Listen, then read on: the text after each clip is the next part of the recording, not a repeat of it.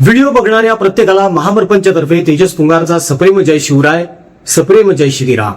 मित्रांनो, आपल्या देशामध्ये 2014ला एनडीएचं सरकार स्थापन झालं. नरेंद्र मोदी भारतीय जनता पक्षाचे पंतप्रधान झाले. भारतीय जनता पक्षातर्फे आपल्या देशाचे पंतप्रधान. त्यानंतर देशामध्ये एक ना अनेक योजना राबवायला सुरुवात झाली, जसं की पंतप्रधान आवास योजना, त्यानंतर सुलभ शौचालय योजना.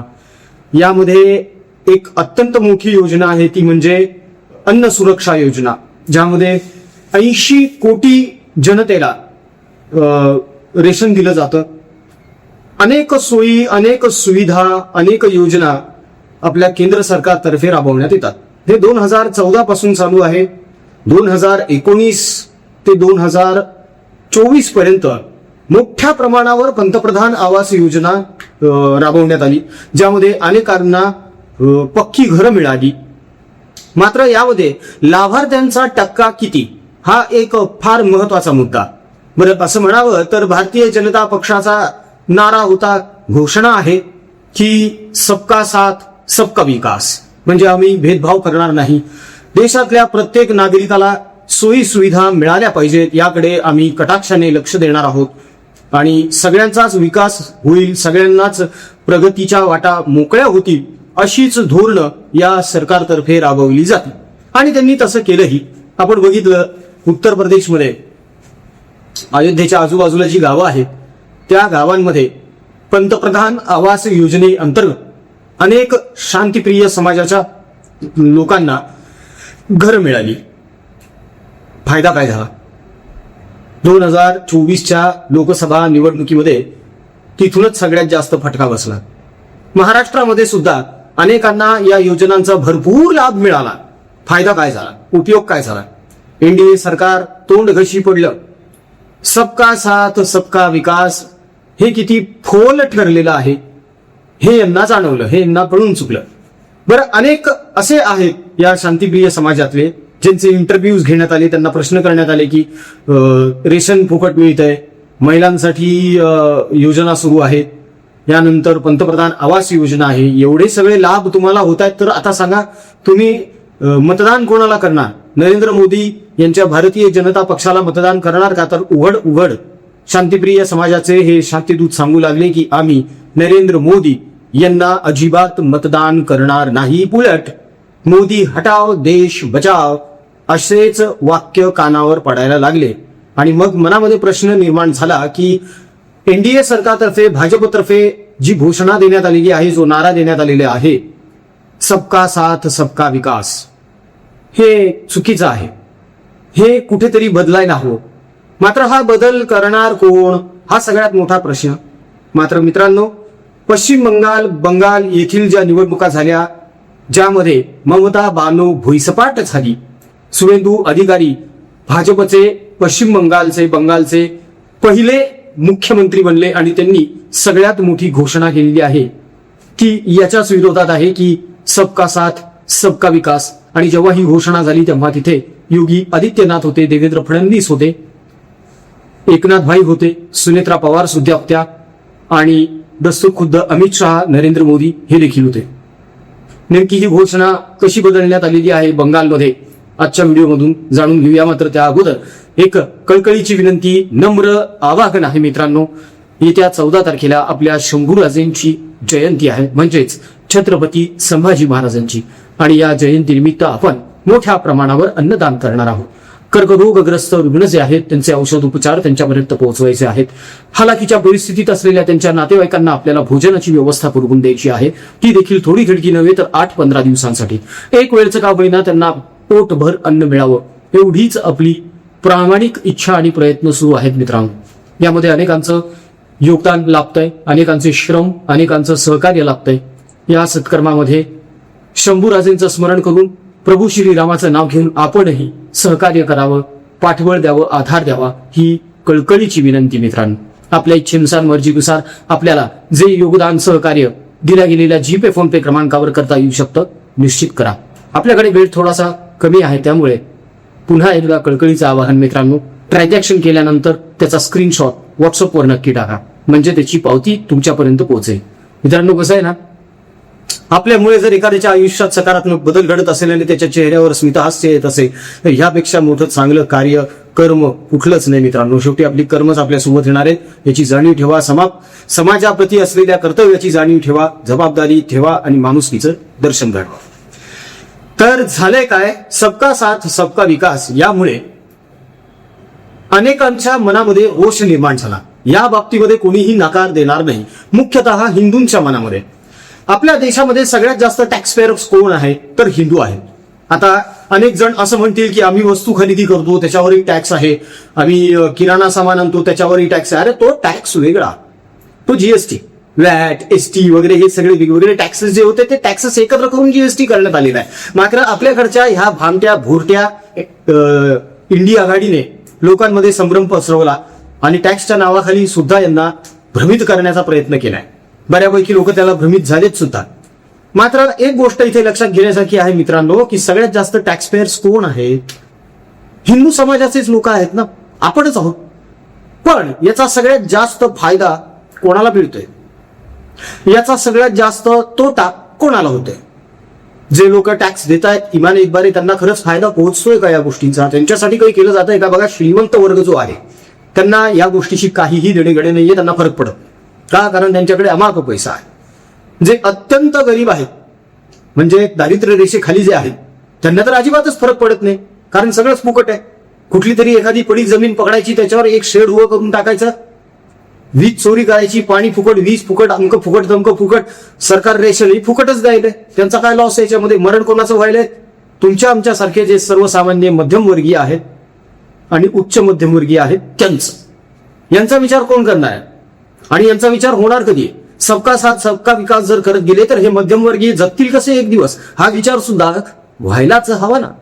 आणि हे लोकसभा 2024 ची निवडणूक झाली त्यानंतर प्रकर्षानं जाणवायला लागलं की आता कुठेतरी बदल होणं अत्यंत गरजेचं आहे. त्याचं कारण असं आहे की आपल्या देशामध्ये इथलं खाऊन बाहेरच्यांचं गुणगान गाणाऱ्यांची संख्या दिवसेंदिवस वाढायला लागलेली आहे. विचार करा मित्रांनो, पॅलेस्टिनवर हमला झाला, आपल्याकडचे लोक लगेच जय पॅलेस्टिन म्हणायला लागले. जितेंद्र आव्हाड सारखे लोक सेव्ह गाझाचे टी शर्ट घालून रस्त्यावर उतरले त्या लोकांसाठी. आणि ऑपरेशन सिंदूरला नावं ठेवू लागले, पुलवामाला नावं ठेवू लागले. काय चाललंय हे? कुठं चाललाय देश आपला? विचार करा, ऑपरेशन सिंदूर बद्दल एका तरी शांतिप्रियानं समोर येऊन पाठ थोपटली का, कौतुक केलं का आपल्या भारतीय सैन्याचं? नाही. उलट पक्षी हे म्हणायला लागले की ऑपरेशन सिंधू फेल झालेलं आहे. अजूनही यांच्या मनामध्ये तोच रोष आहे मित्रांनो. सब तन से जुदाचे नारे आजही कमी झालेले नाहीये. मग कशासाठी सबका साथ सबका विकास पाहिजे? हा गंभीर प्रश्न सुवेंदू अधिकारी यांनी बंगालपुरता तरी सोडवण्याचा प्रयत्न सुरू केलेला आहे. आता सुवेंदू अधिकारी यांनी एक घोषणा केली, सबका साथ सबका विकास बंद करा, जिसका साथ उसी का विकास. अनेकांना ही गोष्ट खोटी वाटत असेल मित्रांनो, मात्र सुवेंदू अधिकारी यांनी खरोखरच हे जाहीर भाषणातून बोलून दाखवलेलं आहे. विश्वास बसत नसेल तर ऐकून घ्या. जो हमारे साथ हम उनका साथ, जो हमारे साथ, जो हमारे साथ, जो हमारे साथ, हम उनका साथ. सबका साथ सबका विकास बंद करो. नो नीड संकलन मोर्चा. ভালো থাকুন. জয় শ্রীরাম, জয় শ্রীরাম.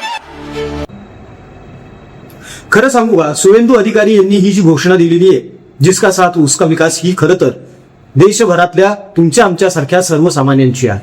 लोकांच्या मनामध्ये रोष आहे, लोकांच्या मनामध्ये राग आहे आणि कदाचित हा व्हिडिओ बघणारे अनेक जण या मताशी सहमती दर्शवतील की सबका साथ सबका विकास आता बंद करायला पाहिजे, हा भाईचारा बंद व्हायला पाहिजे, कारण हे भाई होत चाललेत, आपण चारा होत चाललोय. TCS सारखं कॉर्पोरेट जिहाद प्रकरण समोर आहे, परतवाडा प्रकरण समोर आहे. या व्यतिरिक्त या लोकांना पाठीशी घालणारे ओवेसी आणि इम्तियाज जलील सारखे लोक आहेत, जितेंद्र आव्हाड सारखे लोक आहेत, सुप्रिया सुळे सारखे लोक आहेत, जे म्हणतात की मला लव्ह माहित आहे, मला जिहाद माहित आहे, मात्र मला लव्ह जिहाद माहित नाही. राज रोसपणे हे लोक धिंगाणा करत सुटलेले आहेत. गजवाई हिंदचे नारे दिले जातात आणि तरी सुद्धा सबका साथ सबका विकास कशाला पाहिजे? जिसका साथ उसी का विकास. हे धोरण जोपर्यंत पूर्ण देशभर अवलंबलं जात नाही तोपर्यंत परिस्थिती आमूलाग्र बदलणं हे अवघड झालेलं आहे. कदाचित आता 78% भूभागावर भारतीय जनता पक्षानं कब्जा मिळवलेला आहे. आता केवळ राजकारण न करता समाजकारण सुद्धा यांनी सुरू करावं. सबका साथ सबका विकास बस झाला. आता जे लोक खरोखरच यांना मतदान करतात त्यांनी मतदान करावं. शुभेंदू अधिकारी यांनी स्पष्टपणे जाहीरपणे सांगितलेलं आहे की ह्या अल्पसंख्याकांमुळे मी निवडून आलेलो नाही. मला या अल्पसंख्याकांच्या शांतिप्रिय समाजाच्या मतदारांची अजिबातच गरज नाही. व्हा तिकडे. सगळ्यात मोठा निर्णय जो त्यांनी घेतलेला आहे तो देशभर राबवण्यात यावा. मुख्यमंत्री झाल्या शुभेंदू अधिकारी यांनी पश्चिम बंगाल आणि बंगालमधून अल्पसंख्याक मंत्रालय हटवून टाकलेलं आहे. याच अल्पसंख्याक मंत्रालयाच्या निमित्ताने वक्फ सारखे बोर्ड बोकाळतात, हिंदूंच्या जमिनी बळकावतात, त्यांची संपत्ती लुबाडतात, ताबा मिळवतात. निदा खानला मदत करणारा तो जो मतीन पटेल आहे त्या मतीन पटेलने संभाजीनगरामध्ये खूप अनधिकृत जमिनी घेतलेल्या आहेत, घरं घेतले, ऑफिसेस घेतले, ज्यांवर आता संभाजीनगर महानगरपालिकेने नोटिसा लावल्यात, सील केलंय सगळं आणि लवकरच यांवर बुलडोजर फिरणार आहे अशी ही चर्चा शहरामध्ये रंगायला लागली. आता अचानक हे सगळं कसं काय झालेलं आहे याचं कारण असं आहे की पश्चिम बंगालचा हा इम्पॅक्ट आहे. उद्या चालून अशीच बळकटी सगळ्यांना मिळू. या जिहाद्यांना, देशद्रोह्यांना, इथलं खाऊन पाकड्यांचे गुणगान गाणाऱ्यांना शिक्षा ही व्हायलाच पाहिजे. मित्रांनो, तुम्ही आज उत्तर प्रदेश बघा. योगी बाबांनी तिकडे सुतासारखं सरळ करून ठेवलंय सगळ्यांना. कोणी नाकवर करत नाहीये तिकडे, आता जास्त फडफड होत नाहीये. अशीच अवस्था पश्चिम बंगालची सुद्धा होणार आहे. मात्र हीच अवस्था पूर्ण देशभर व्हावी. ईशान्य भारतामध्ये तर याची सगळ्यात जास्त गरज आहे. तुर्तास महाराष्ट्र सरकार व्यवस्थित काम करत आहे. डिटेन्शन कॅम्पमध्ये या घुसखोरांना हाकलून पिटाळून लावण्यात येत आहे.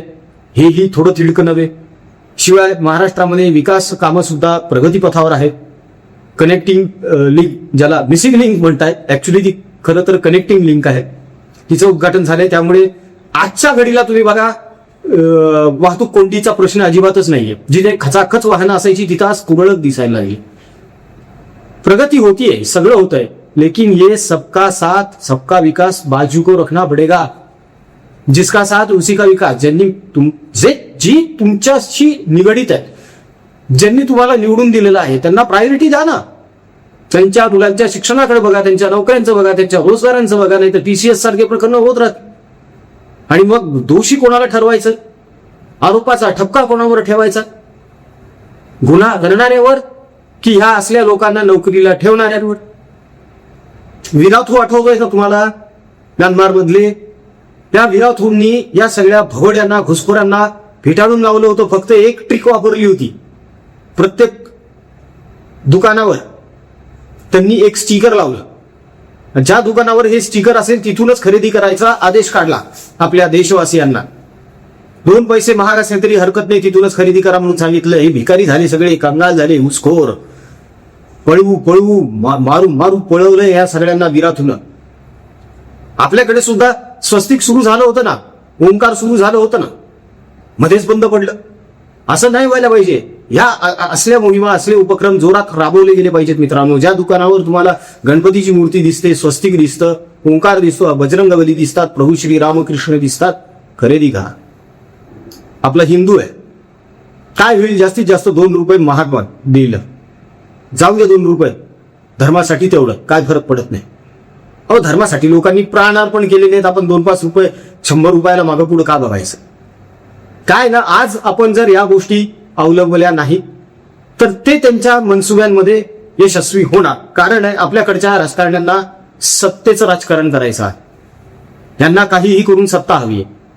मात्र हेही नसे थोडके की अमित शहा, नरेंद्र मोदी, योगी आदित्यनाथ यांच्यामुळे बऱ्यापैकी हिंदू जागृत झालेला आहे आणि बदल घडताना दिसतोय. यामध्ये आणखी आमूलाग्र बदल जर घडवायचा असेल तर सर्वसामान्य नागरिकांनी सुद्धा यामध्ये सहभागी व्हावं.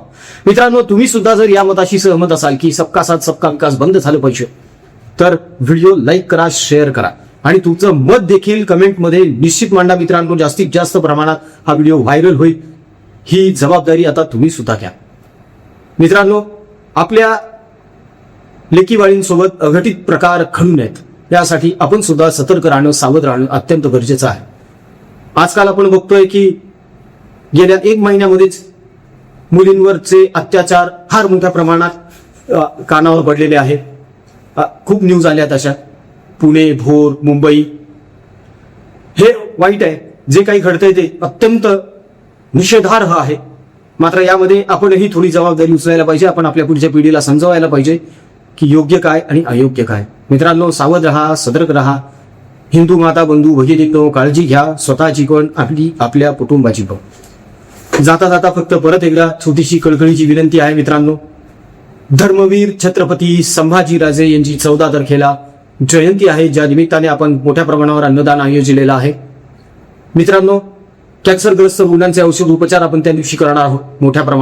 मोठ्या प्रमाणावर आपण त्या दिवशी त्यांच्या हालाकीच्या परिस्थितीत असलेल्या नातेवाईकांना अन्नदान देण्याचं योजलेलं आहे. शिवाय वृक्षारोपण तर आपलं सुरूच आहे.